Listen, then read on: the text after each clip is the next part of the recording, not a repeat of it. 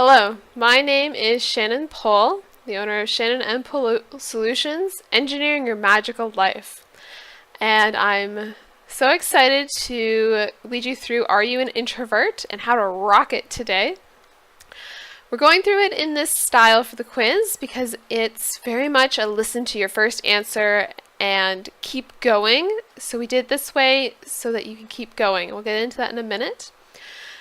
Really wanted to highlight introvert and extrovert because there's so many myths out there about what it means to be an introvert, what it means to be an extrovert, and we want to debunk those so that you have another tool for you and how to actually use that tool appropriately.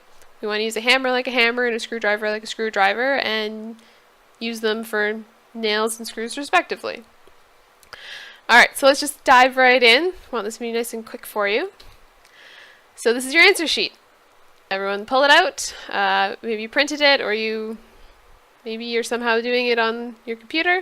Whatever it is, it's very simple. There's going to be two choices for every question, and I just want you to mark down whether you are most like the one on the left or most like the one on the right. So as I mentioned, it's really a first instinct kind of quiz. Whatever one your gut just says, oh yeah, that feels like me, or when you're reading it, it just sounds like, you've totally done that. That sounds like something you would say, something you would do. Or maybe even just looking at it, you get this picture from a time when you did that thing. Choose that one. Just go with your initial instinct. So the slides are going to be timed. You're only going to have a few seconds to go through each one, so that's where I really want you to just go with that first instinct.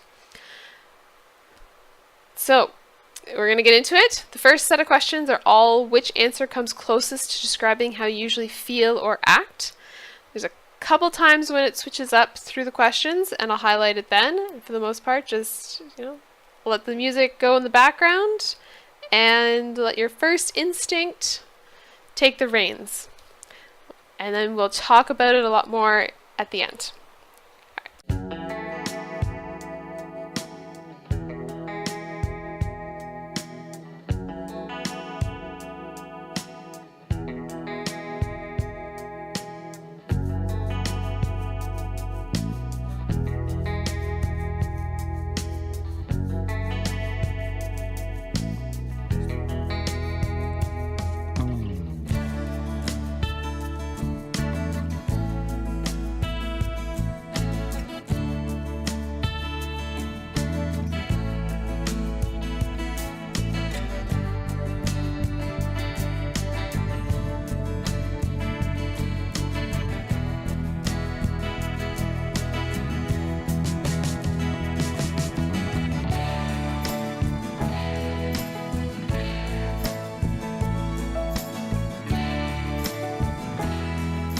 Okay, now think about which word in each pair appeals to you more.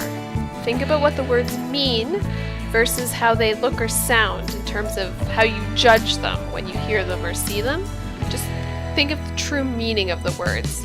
Again, first instinct.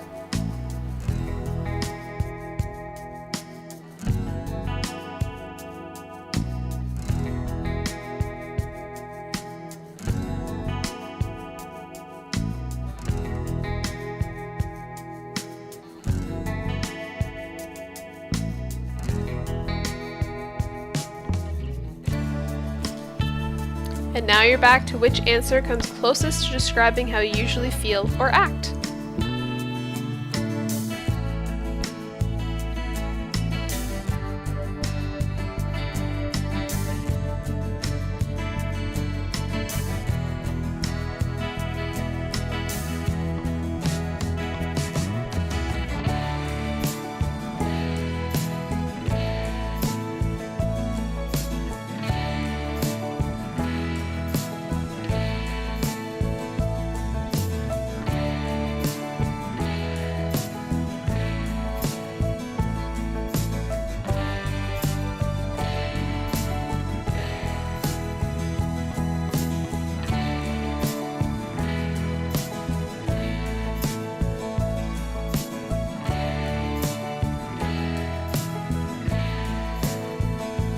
now the final question.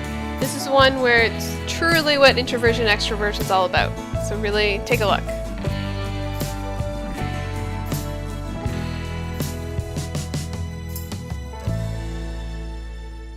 And now to the marking. Well done on the questions. If you truly need more time, go back and rewatch it and really just keep it with your first instinct. First instinct's the thing. So now going through marking, wherever you've marked, now you're going to add an E or an I next to it. Extrovert, introvert, because they flip-flop whether they're on the left or the right, those traits. Again, slides are just going to advance automatically. Just write down E or I. You got this.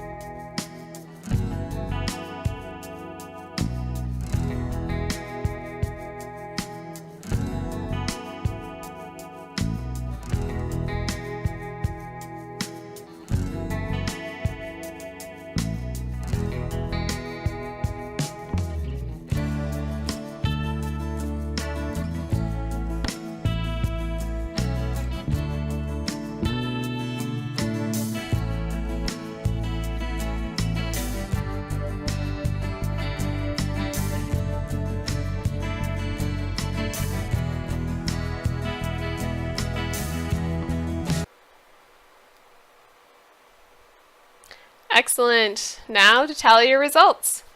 Very simple. Add up the number of I's, put that in the introvert box. Add up the number of E's, put it in the extrovert box. Easy peasy. Now, while you do that, I'm going to start talking about the differences.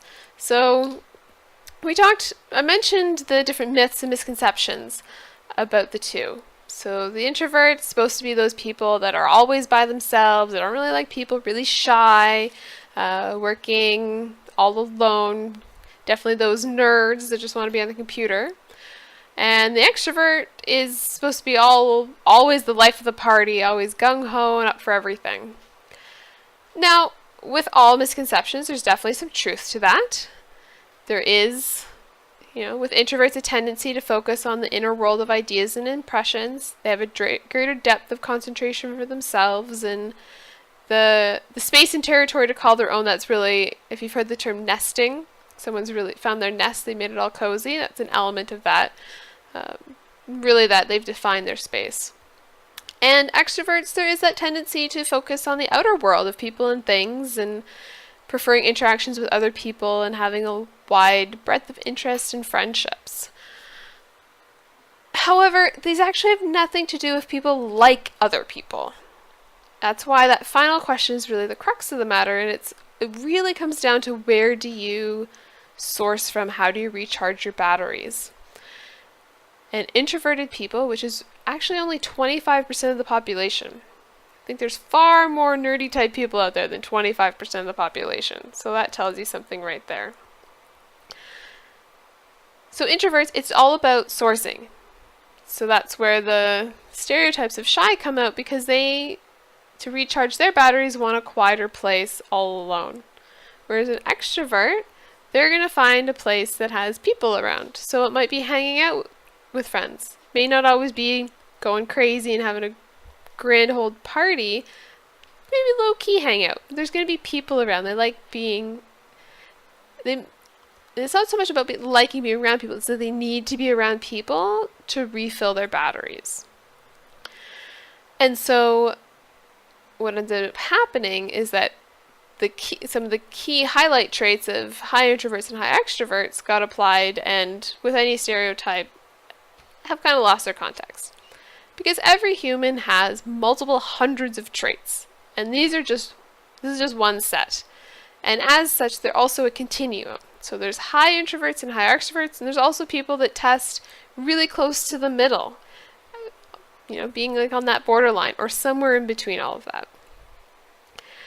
So this is an important fact to learn about yourself, because it really comes down to where do you source. So even the questions that we're asking, do you prefer to, talk with people for the whole night or just have a couple short conversations? That's also about energy management.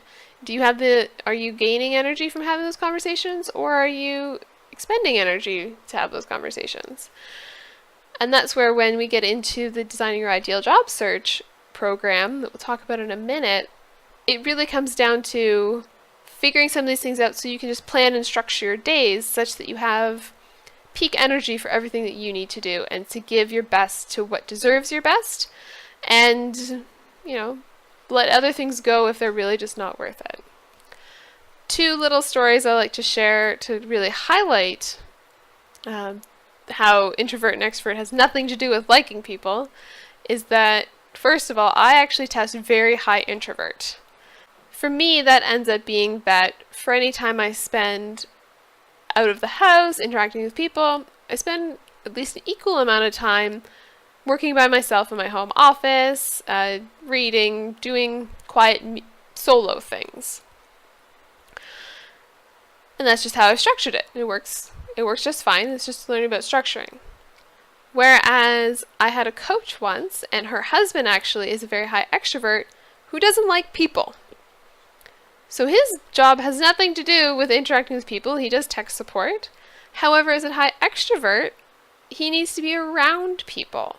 So he'll actually go and do his tech work at a coffee shop to be around people in a place where he doesn't have to interact with them that much. Meanwhile, me and my high introvert balancing schedule love talking to people and interacting with them and learning about what they're doing and connecting you to the next step. Exactly, that buzz.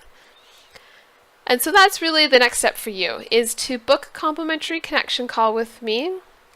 We do a quick 20 minutes, and really, one, it will determine if you qualify for designing your ideal job search. It's not for everyone, but it could be for you. I think it will be. And we can have that chat, and because in that program, we're going to go into more of the details. So from Confident You, how to build those confidence muscles and start from wherever you're at and build up those skills. Get those training wheels off. With business cards, let's take the communication pieces of that PDF and start applying them elsewhere. How can we update your resumes or cover letters to also be remembered by other people? And then in terms of just planning out what job was going to be best for you, start taking into some of those considerations of introversion and extroversion and how you plan your day. If you notice on the first slide, these questions are excerpts of greater documents that go into more detail of your personality and quality, just human quality traits. So we're going to dive into some more of those so that you can just have more knowledge of who you are and what's going to work for you and where you might have to tweak. So book your call now. The links to do that call are in all 3 of the PDFs that you have. So just choose one and click the link, book a time, and I super much look forward to connecting with you, seeing where you're at, and if I'm not the fit for you, let's get you connected elsewhere. And if you are, and if you do qualify, let's get you started now. Even if your job search is a little bit ways away, get those skills now, because you can always use them for whatever it is that you're doing. All right, have a magical, wonderful rest of your day.